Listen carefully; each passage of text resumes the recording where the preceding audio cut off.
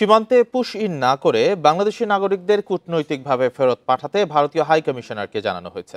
রোজকার সাধারণ খাবার এখন হবে অসাধারণ। প্রাণ স্বাদের মশলা, স্বাদ বাড়ায়, ঘ্রাণ ছড়ায়। দুপুরে সচিবালয়ে সাংবাদিকদের এসব কথা জানান স্বরাষ্ট্র উপদেষ্টা জাহাঙ্গীর আলম চৌধুরী।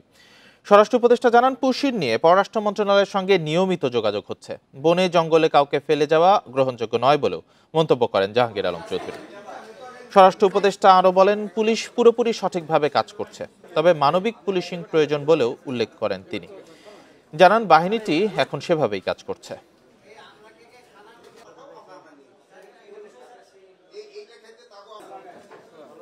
আমরা বলছি, যদি আমাদের দেশের নাগরিক যদি ইন্ডিয়া থেকে থাকে তাহলে আমরা প্রপার চ্যানেলে পাঠাও, আমরা নিব। কিন্তু তাদের এই জঙ্গলের ভিতরে ফেলায় যাওয়া, নদীর উপরে ফেলায় যাওয়া, একটা লেকের উপরে ফেলায় যাওয়া, এটা কিন্তু কোন সভ্য দেশের কিন্তু হওয়া উচিত না।